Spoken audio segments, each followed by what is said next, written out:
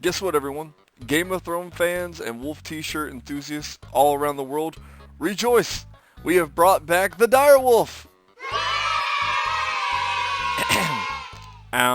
Actually, no, we didn't. They're not really direwolves. They are simply genetically modified gray wolves that they inserted with direwolf DNA. Now, I will say it is true that we haven't been able to fully bring back direwolves, but what we have been able to do is a huge leap in genetic research. The company Colossal was able to do this by CRISPRing direwolf DNA from two fossils and mixing that with modern gray wolf DNA, since they share like 99% of their DNA with each other. This chimera DNA was then inserted into a fertilized egg cell, which was then put into a surrogate dog mother. And the end result is 3 gray wolves that now have phenotypes that resemble dire wolves. So technically not gray wolves, but also not dire wolves. Something new. And even though this isn't as fantastic as Jurassic Park, this may be our only way of bringing back species for a while due to things like DNA degradation. I'll definitely link the website below so y'all can check it out because it is really cool. But it got me thinking, if we can do this with dire wolves, what other species should we try to de-extinct? So I originally picked 3 species that I would want them to bring back, and then I was going to talk about a little bit of their history and, following the similar method to the dire wolf, how would they bring them back. But as I was doing research, I realized if I did that, I would not be able to go into as much depth with each one and give them the proper time that they deserve. That and my editor keeps threatening me for giving him way too long of videos, so thank him. So for this video on de-extinction, we're going to start off with one of my favorite ones, the dodo bird. But first, to understand dodos, we need to go to their home island of Mauritius, a beautiful tropical island off of the coast of Madagascar. And to truly understand of what an island paradise this is, I am going to go to Mauritius myself and give you first-hand experience what it's like. Wait, give me 1 second. Hello? Yeah. Oh, we don't have the budget for that? Dang, okay. What do we have the budget for? Poorly rendered 3D models. Okay.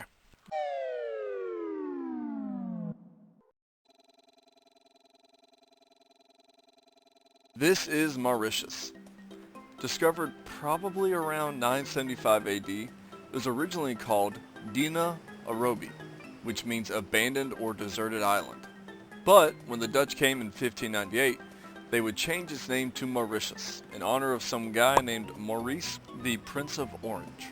I don't know why they decided to rename the island. Honestly, deserted island fits this place pretty well, but you're gonna see that the Dutch did a lot of weird and questionable things here. But no matter what name you decide to call this island, it was breathtaking. It has this cool optical illusion that looks like an underwater waterfall, amazing tropical temperatures, lush forests. This place was paradise for the dodos. That is until they showed up. The Dutch. Even though it's most likely that the previous visitors to these islands actually saw dodos, it was these Dutch sailors in 1598 that were the first people to officially document a sighting. They also named the species Dodo, but the origin of the name is up for debate. You see, the Dutch sailors at the time believed that writing things down accurately was for losers and nerds. So they didn't. I mean, we can't even get a concrete definition on the origin of the name. The name Dodo could originate from the Dutch word for sluggard and fat arse, Dodor, or it could come from the Portuguese word for fool, Doido, or it could come from the sound that dodos made. That's actually my favorite name origin for them, because that means the dodo is the first ever Pokemon. But what was a dodo? A dodo was a flightless bird with a large beak, bald face, and grayish to brown feathers that lived on Mauritius. An adult dodo was roughly 2 feet tall, about as tall as a tulip, and weighed 20 to 40 pounds, which is roughly 824 panicokins? Panicokins?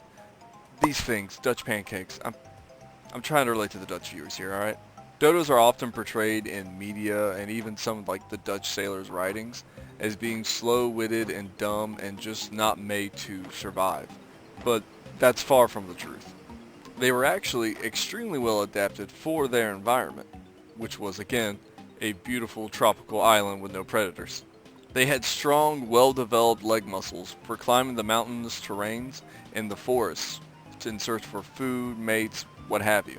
And since they were flightless, walking was their only means of travel, and some accounts even said that they were quite agile. And then later there were more claims about them being slow and clumsy, but that could have come from captive dodos being overfed. They had bald faces, kind of similar to like a buzzard, and it was mostly for thermal regulation, allowing excess heat to escape through their face. They also had large beaks and a gizzard, and this would help them eat all the native fruits and nuts on the island. And one of those fruits came from the tambalakoke tree, which is also known as the dodo tree. This is a little side thing, I just thought this was really cool. But some botanists believe that this tree's numbers started declining when the dodo started declining, because it had such a mutualistic relationship with the dodos. The tree grows these like weird looking pears, and the pits are like really hard and have this like tough outer coating. So it was believed by some botanists that the pits were so thick so they could survive being eaten by a dodo and actually get worn down in the digestion process, and then that would help them germinate after the dodo passed them out. This theory that this tree solely relied on dodos, however, has been mostly completely debunked by a guy who force-fed the fruits to turkeys to see if they would germinate after being digested. But he didn't really use a control group, so E for effort, it's still cool. The dodo's large size was most likely due to two main factors: an abundance of food and a phenomenon known as island syndrome, which is where on island ecosystems, small animals will grow larger due to abundance of food and a lack of predators, while larger animals will grow smaller due to limited resources. But even though they didn't have any natural predators, they did have one main enemy: the weather. Mauritius gets bombarded by deadly cyclones every year, ranging from November all the way to March. The dodos base their entire life cycle on this cyclone season. After the cyclone season was over, dodos would begin molting and have this like soft downy coat. This also coincided with the hottest part of the year, so maybe this was kind of like to help them survive the heat. They would get their new thicker coat right before the breeding season began in August. The chicks would also grow rapidly, most likely to better survive the coming cyclone season and be able to fend for themselves sooner. But again, this is all speculation from accounts of Dutch sailors saying they saw completely bald dodos, other Dutch sailors saying they never saw baby dodos, so this is just something that researchers had to kind of piece together. The dodos did, however, have one major flaw in their design. Just like a man who can walk into a public restroom without any shoes on, the dodos had no sense of fear. Generations of abundant food and zero natural predators made the dodo's flight or fight response disappear completely.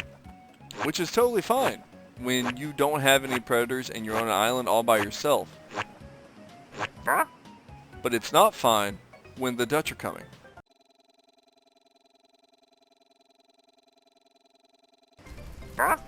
Sailors would tell stories on how dodos would just stroll into their camps without a care in the world, and then they would promptly club them to death and eat them. And although they did eat them since they were an easy food source, many sailors said they did not prefer eating dodos because they had a flavorless taste. And sure, hungry Dutch sailors had an impact on the species, but it's what the Dutch brought that really decimated the dodo population. Dogs, cats, rats, and even deer were all introduced to the island during this time. This was a game changer to every species on Mauritius.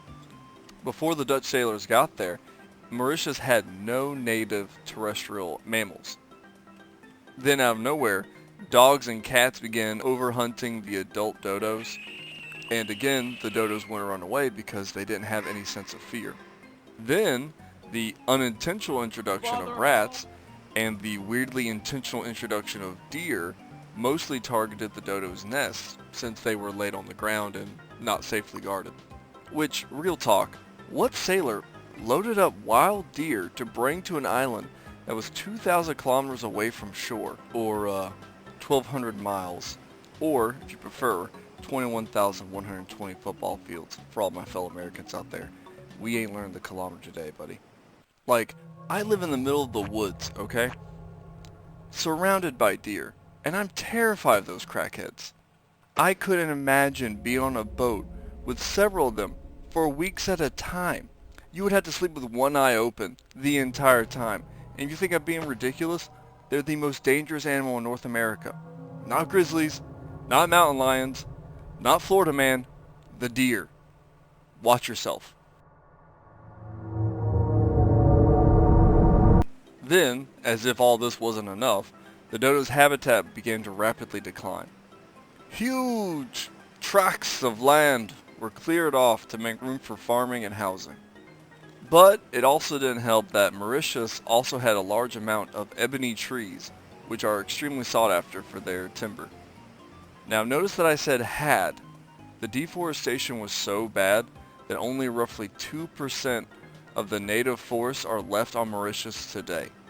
Since dodos relied on these dense forests to protect them during the cyclone season, this massive deforestation project was basically just the final nail in the coffin. All this culminated until finally in 1662, the last dodo was reported being spotted. This was only 64 years after their initial discovery. So, that was pretty depressing. But, hey, let's talk about bringing them back now, huh? But why should we bring them back? It's a good question, and I'll tell you. Because I like them. I mean, I just did a whole bunch of research on them. Why would I do this if I didn't like them, guys? Come on, stop asking dumb questions. But seriously though, I think the dodo would be a good starting species to bring back. It could help restore some much needed biodiversity on Mauritius. Also, if it is discovered that they're dumb, their lack of fear and their simple diet could make them ideal for captivity if the whole reintroduction thing doesn't pan out. And as someone who has chickens, I would love to have my own yard dodo. And let's be real, with everything we've gone over, they're probably not going to be an invasive species unless we put them on another island. And best case scenario would be that we would begin restoring their natural home and just reintroduce them that way. But with Mauritius being like a tourist destination now, I don't see that really happening. Now, how do we go about bringing them back? I have no idea. I'm just a guy on YouTube, alright? I ain't no scientist. But, if I had to guess, I would assume we would copy the direwolf method. First, we would need to find some viable DNA, which we have plenty of dodo specimens and fossils to use, and we even have a severed dodo head that was preserved and still has soft tissue on it. Second, we would need a close living relative to use as a template, and we do have one. This is the Nicobar pigeon. And yes, the dodo is in fact just a large pigeon. Which, a lot of things are starting to make sense once you realize that. And finally, we would need a surrogate mother to insert the embryo. Which, this part might be a little tricky, since dodos are twice as tall and weighed roughly 20 times more than the Nicobar pigeon. It also doesn't help that we don't entirely know how big dodo eggs were. Again, the Dutch didn't write anything down.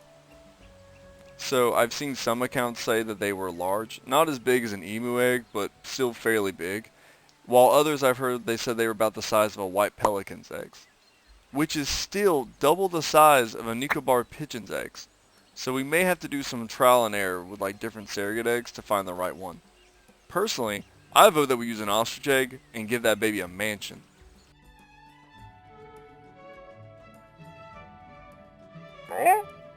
Little side tangent, there is technically a replica of a dodo egg on display in the East London Museum, but some people are speculating that it's not authentic. Because, of course the government would lie about having a replica dodo egg. That's part of their whole plan, guys, come on. Now, I'm sure de-extincting a species is easier said than done. But, like I said in the beginning, I'm no expert, but just based off how they brought back the dire wolf, this is how I would assume they would bring back the dodo. And yes, technically this would not be a true dodo, but even if it's not 100% a dodo, I still think it would be really cool, and I would love to see one. Think about it. The Jurassic Park petting zoo could have dodos. Please, make it happen.